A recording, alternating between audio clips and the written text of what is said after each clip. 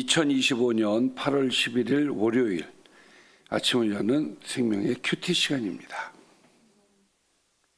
오늘 말씀은 에스겔서 14장 12절에서 23절 말씀으로 불법한 나라에 임하는 필연적 심판이라는 제목으로 함께 말씀을 나누도록 하겠습니다. 자, 오늘 말씀 들어가기 앞서서 어제 말씀 보겠습니다. 14장 1절에서 11절 말씀이었습니다. 이스라엘 장로들이 에스겔을 찾아와서 자문을 구하죠. 그때 하나님께서는 우상을 마음에 들인 자를 용납하지 않으심을 전하라고 말씀을 하셨어요. 마음의 우상을 갖고 있는, 우상을 마음에 갖고 있는 자들이라고 이야기를 하시는 것이죠. 이스라엘은 마음을 돌이켜 가증한 죄에서 떠나라고 말씀을 하셨습니다. 하나님은 그분을 떠난 채 선지자에게 가는 자들과 또 거짓 선지자를 멸하셔서 백성이 다시는 미혹되지 않도록 하실 것이다 라고 말씀을 하셨죠. 그리고 오늘 말씀입니다. 자, 오늘 말씀 보겠습니다. 여호와의 말씀이 또 내게 임하여 이르시되 인자야 가령 어떤 나라가 불법을 행하여 내게 범죄함으로 내가 손을 그 위에 펴서 그 의지하는 양식을 끊어 기근을 내려 사람과 짐승을 그 나라에서 끊는다고 하자. 자, 여기에 보면은 어떤 나라가 불법을 했어요. 불법을 했고 그 불법으로 인하여서 내가 내 손을 펴서 그 의지하는 양식을 끊어버린다는 거예요. 그 의지하는 양식을 기근을 통해서 끊어버리신다고 하는 거거든요. 그래서 내가 그들이 의지하는 양식을 끊어서 기근을 내려가지고 사람과 짐승을 그 나라에서 끊겠다라고 하는 것이죠. 이건 가정이에요. 가정. 그런다고 하자. 그러니까 하나님께서 심판을 주시는데 어떤 심판을 주시는 거예요? 기근의 심판을 주신다는 얘기예요. 그래서 그 기근을 통해서 나라에서 끊는다고 하자. 그럴 때 비록 그 안에, 그 나라 안에 노아, 다니엘, 욥 이 세 사람이 거기 있을지라도 그들은 자기의 공의로 자기의 생명만 건질 것이다. 주 여호와의 말이니라. 여기서 노아, 다니엘, 욥은 어려운 시대에 신실하고 의인으로서 인정을 받은 사람들의 대표성을 갖고 있는 사람들인 거예요. 그래서 이런 의인들이 그 안에 있는다고 할지라도 그들만 생명을 얻지 그 사람들로 인해서 다른 사람들이 덤으로 생명을 얻지는 않는다. 그 얘기를 지금 하시는 거예요. 아무리 의로운 사람이 있어도 공동체 전체가 하나님을 떠나면 그 경건이 다른 사람을 대신 구원하지 못한다라는 말씀을 주시는 겁니다. 이게 첫 번째 시나리오예요. 자, 이걸 네 가지를 얘기를 하시거든요. 똑같은 이야기를. 자, 두 번째 시나리오입니다. 가령 내가 사나운 짐승을 그 땅에 다니게 하여 그 땅을 황폐하게 하여 사람이 그 짐승 때문에 능히 다니지 못하게 한다 하자. 자, 여기에서 심판은 사나운 짐승이에요. 자, 사나운 짐승을 보내서 사람들이 안전하게 다닐 수 없게끔 한다고 하자. 비록 세 사람이 거기 있을지라도 그 세 사람이 누굽니까? 다니엘. 그렇죠. 노아, 다니엘, 욥 이 세 사람을 얘기하는 거죠. 이 세 사람이 거기에 있을지라도 나의 삶을 두고 맹세하노니 그들도 자녀는 건지지 못하고 자기만 건지겠고 그 땅은 황폐하리라 주 여호와의 말씀이니라. 그러니까 자녀들도 그렇죠. 그러니까 이 얘기는 무슨 얘기냐면 각자 개인의 신앙이다라는 걸 이야기를 하는 거예요. 구원의 문제는 각자 개인의 신앙의 문제지 내가 구원받는다고 해서 내 옆에 있는 사람 함께 구원이 되어지는 것은 아니다라는 이야기를 하는 겁니다. 또 세 번째 시나리오입니다. 가령 내가 칼의 심판이에요. 전쟁이죠. 자, 그 땅에 임하게 하고 명령하기를 칼아 그 땅에 돌아다니라 하고 내가 사람과 짐승을 거기서 끊는다고 하자. 그럴 때 비록 이 세 사람이 거기에 있을지라도 나의 삶을 두고 맹세하노니 그들도 자녀는 건지지 못하고 자기만 건지리라. 나 주 여호와의 말이니라. 자, 세 번째 시나리오였어요. 전쟁을 통해서 하나님께서 심판하실 때 구원받는 사람은 개개인이다. 그 얘기고, 또 네 번째 시나리오입니다. 가령 내가 그 땅에 전염병을 내려서 죽임으로 내 분노를 그 위에 쏟아 사람과 짐승을 거기에 끊는다고 하자. 이번에는 전염병이에요. 전염병을 통해서 하나님께서 그들과의 관계를 끊는다 할 때에 비록 노아, 다니엘, 욥이 거기에 있을지라도 나의 삶을 두고 맹세하노니 그들도 자녀는 건지지 못하고 자기의 공의로 자기의 생명만 건지리라. 주 여호와의 말씀이니라. 자, 여기에서 오해가 없어야 될 것은 자녀의 생명을 건지지 못한다라고 하는 이 말의 의미가 영향력을 줄 수 있죠. 신앙의 유산을 물려줄 수 있어요. 그런 걸 할 수 있습니다.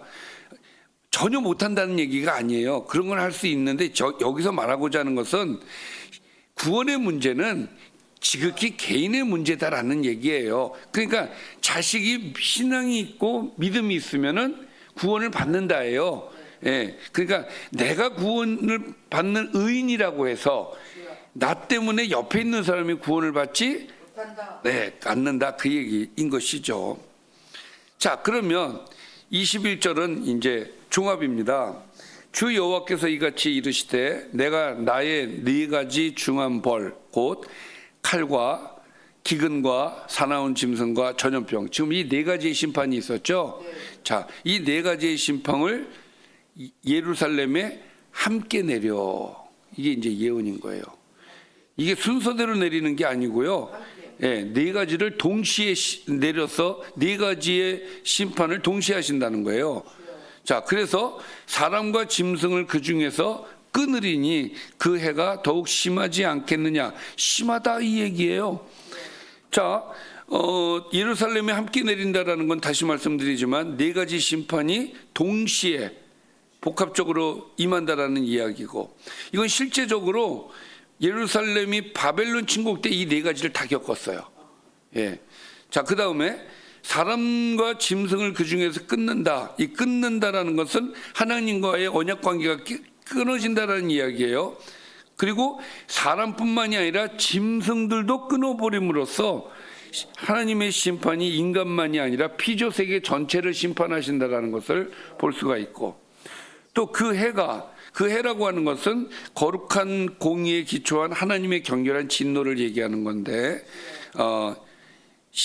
더욱 심하지 아니하겠느냐? 더욱 심할 것이다라고 말씀을 하시는 것이죠. 그래서 이 네 가지 심판에 대한 경고를 지금 주고 계시는 거예요. 그리고 그 안에서 구원받는 자는 어떤 자다? 개개인이다. 예. 자, 그러나 그 가운데에 피하는 자가 남아 있어 계속 이 남는 자들이 나오죠.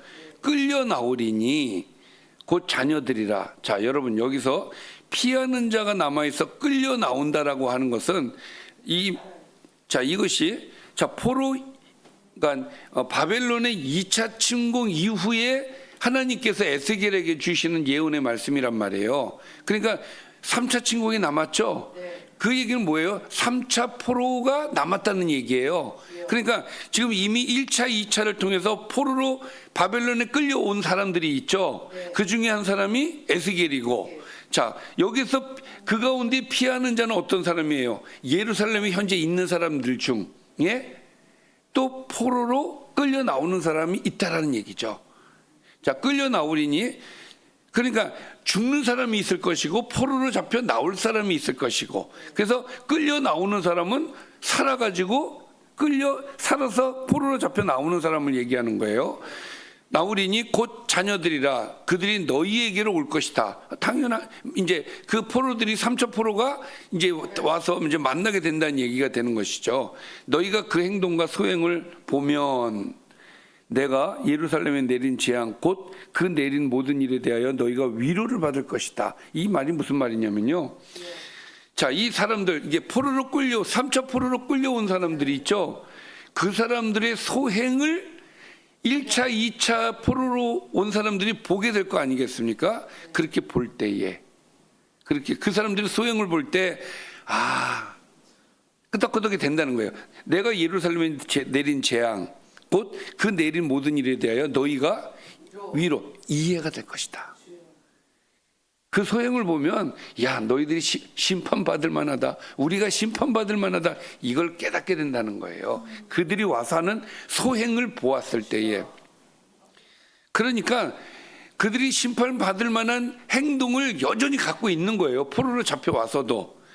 너희가 그 행동과 소행을 볼 때에 그들에 의해 위로를 받고 내가 예루살렘에서 행한 모든 일이 이유 없이 한 것이 아닌 줄을 알리라. 주 여호와의 말씀이라. 그러니까 여기서 위로를 받는다라는 말씀은 뭐냐면은, 왜 우리가 여기에 포로로 끌려왔지? 하나님은 왜 우리한테 왜 이러시지? 이러고 있을 때에 3차 포로로 잡혀온 사람들을 보면서 그들의 소행을 보면서 우리가 하나님 앞에 이렇게 매를 맞을만 하구나라는 깨달음을 통해서, 맞아, 전에는 그게 부정이었는데 지금은 맞아, 우리 그럴 만해, 이렇게 해서 내가 심판을 받는 것이 억울하지 않다는 위로를 받게 되어진다, 그 말씀이에요. 자, 오늘 말씀을 좀 정리를 해보겠습니다. 하나님은 죄지은 어떤 나라를 기근, 사나운 짐승, 칼, 전염병으로 심판하실 때 노아, 다니엘, 욥과 같은 의인이 있다 할지라도 자기 공의로 자기 생명만 건질 것이라고 말씀하셨습니다. 이 네 가지 벌을 그분이 예루살렘에 내려 사람과 짐승을 끊으실 것이다 라고 말씀하셨습니다. 이때 피한 자들의 악한 소행을 보면 하나님의 심판 이유를 깨닫게 될 것이다 라고 말씀을 하셨습니다. 자, 오늘 말씀을 보면서 묵상 포인트를 몇 가지 보겠습니다. 나는 하나님보다 의지하는 양식의 지팡이, 오늘 양식의 지팡이가 나오죠. 그것이 무슨 재정이 됐든 위치가 됐든 관계가 됐든 그것을 쥐고 있지는 않는가. 그래서 하나님과의 관계가 끊어져 있지는 않는가. 그리고 그것이 부러질 때 또 하나님을 붙들 수 있는가. 또 신앙의 세습을 당연히 여기는가. 신앙은 당연히 우리 자식들한테 내려간다라고 생각을 한단 말이에요. 그렇지 않아요. 자녀 다음 세대 구원은 각자 실제 믿음과 순종의 문제임을 알아야 될 줄 믿습니다. 고난 속에서도 하나님의 판단이 옳음을 고백하는 믿음의 언어를 배우고 있는가. 자, 3차 포로를 통해서 1차, 2차 포로들이 깨달았어요. 그런 것처럼 하나님의 판단이 옳다, 우리가 인정할 수 있어야 되겠습니다. 또 지금 겪는 훈련과 징계 속에서 하나님이 이루고자 하시는 거룩과 회복은 무엇인지 우리는 그 안에서 깨닫고 우리는 변화되어야 될 줄 믿습니다. 기도하겠습니다. 살아계신 아버지 하나님, 우리에게 지혜를 주시고 하나님께서 말씀하실 때에 잘 들을 수 있도록 도와주시고 그 말씀을 그대로 실천하여서 하나님께 영광이 되는 삶이 되게 하여 주시옵소서. 예수님의 이름으로 기도드리옵나이다. 아멘.